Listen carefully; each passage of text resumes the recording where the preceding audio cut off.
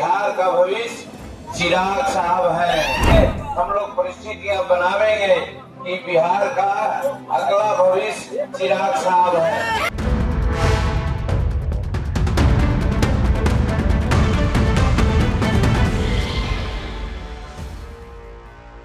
नमस्कार, आप देखना शुरू कर चुके हैं कैपिटल टीवी बिहार का खास कार्यक्रम चुनावी चौसर। तो चुनावी चौसर में आज खास है क्या? तो चुनावी चौसर में आज वो ऐलान है जो बिहार की सियासत को और खासकर एनडीए के सियासत में हलचल मचा सकता है। चिराग पासवान आज गया में थे, जीतन राम मांझी की नुक्कड़ सभा हो रही थी और जीतन राम मांझी ने ऐलान कर दिया कि बिहार का अगला राजा, बिहार का जो भविष्य है वो चिराग पासवान ही है। तो क्या ये बयान एनडीए खासकर भाजपा को पचेगा क्या? ये बयान नीतीश कुमार को पचेगा क्या? लेकिन साफ साफ बोलते हैं जीतन राम मांझी। तो उन्होंने कहा कि दिल्ली जाकर हम लोग ऐसी परिस्थितियां बनाएंगे कि चिराग पासवान बिहार का भविष्य बन जाएंगे। तो चिराग को लेकर ये बहुत बड़ी बात कह दी जीतन राम मांझी ने। अक्सर अपने बयानों से लेकर चर्चा में रहते हैं जीतन राम मांझी। देखिए, दो लोग अभी आजकल, एक नीतीश कुमार और जीतन राम मांझी, अपने बयान को लेकर चर्चा में रहते हैं। आज तो नीतीश कुमार ने सॉरी भी बोला, लेकिन एक हुंकार भर दी जीतन राम मांझी ने कि दिल्ली में हम ऐसी परिस्थिति बनाएंगे कि चिराग पासवान, चिराग साहब का शब्द का यूज किया उन्होंने कि चिराग साहब जो है वही बिहार के भविष्य होंगे, वही बिहार के राजा होंगे।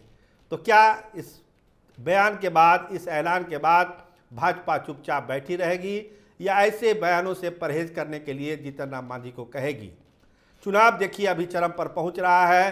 पहले चरण का मतदान 19 तारीख को है और उसमें इस तरह का एक बयान देकर कहीं ना कहीं लगता है जीतन राम मांझी एक बड़ी गलती कर बैठे। क्या उनके इस बयान से नीतीश कुमार नाराज नहीं होंगे?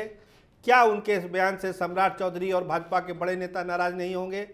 ऐसा सोचा भी नहीं जा सकता है, क्योंकि भाजपा की पूरी तैयारी है। सारे हिंदी भाषी राज्यों में बीजेपी अपना सरकार बना चुकी है, मुख्यमंत्री बना चुकी है। बिहार एक ऐसा इकलौता राज्य है जहां पर भाजपा का मुख्यमंत्री नहीं बना है।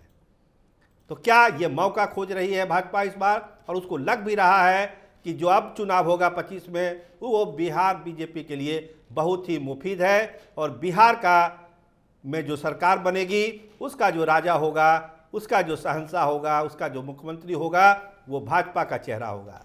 लेकिन आज जीतन राम मांझी ने गया में एक बड़ी बात कह के सब में सनसनी फैला दी। सत्ता के गलियारों में सनसनी फैल गई। पहले सुनिए जीतन राम मांझी का वो बयान कि ये जो चुनाव है, ये राष्ट्रीय हमारे जो नेता हैं माननीय नरेंद्र मोदी जी, उनका चुनाव है। अब की बात 400 पार का नारा दिया गया है और बिहार में हम लोग 400 का 400 सीट देने के लिए हम लोग वादा कर रहे हैं और इसी में सब कोई हम लोग अपने अपने क्षेत्रों में लड़े हुए हैं। देखिए, 4 का एक बहुत बड़ा संयोग बना है। 400 पार की बात कही गई है, 40 सीट लेने की बात की गई है और 4 जून को रिजल्ट होने वाला है और ईवीएम में 4 सीरियल पर ही कड़ाई छाप है। इसलिए 4 का को कड़ाई छाप पर मानना चाहिए। कड़ाई छाप पर ही है दीजिएगा वोट तो कमल को मिलेगा, कड़ाई छाप पर वोट दीजिएगा तो वोट दीजिएगा तो तेल को मिलेगा, कड़ाई छाप पर दीजिएगा तो सिलेंडर को मिलेगा। कहने का मतलब यहाँ का पांचों जो हम लोग साथी हैं उसका सिंबल कड़ाई है। इसलिए 19 तारीख को कड़ाई छाप पर वोट दीजिए। नरेंद्र मोदी जी को और नीतीश कुमार जी को हाथों को मजबूत कीजिए और फिर जैसा कि मुकेश जी ने कहा, बिहार का भविष्य चिराग साहब है। केंद्र में जाकर के हम लोग परिस्थितियां बनावेंगे कि बिहार का अगला भविष्य चिराग साहब है। सब लोग जातीय उन्माद में न आकर के कि हमारा फलना जात है, फलना जात है, नहीं।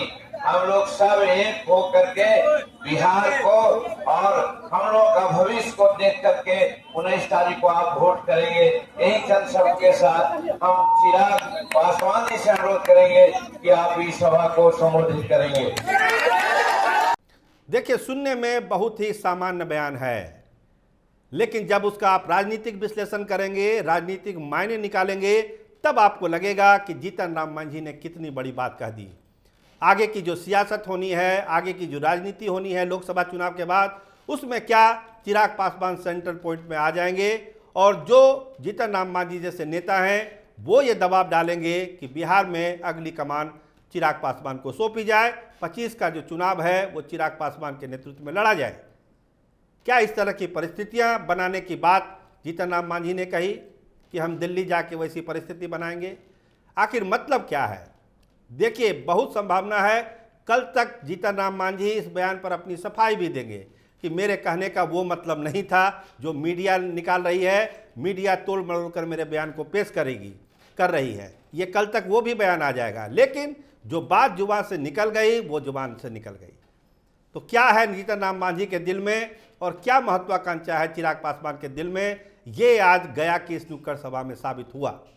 तो एनडीए के लिए कोई अच्छा बयान नहीं है ये, और एनडीए के चुनावी सेहत के लिए भी इसे अच्छा नहीं माना जा सकता है, क्योंकि अभी समय कोऑर्डिनेशन का है, मिलजुल के काम करने का है एनडीए के लिए। और पूरी कोशिश भाजपा और नीतीश कुमार कर रहे हैं कि बयानों को लेकर कोई मतभेद नहीं हो, कार्यकर्ताओं में कोई उल्टा फुल्टा बयान ना दे दे, कोई ऐसा बयान ना दे दे कि बात का बतंगड़ बन जाए।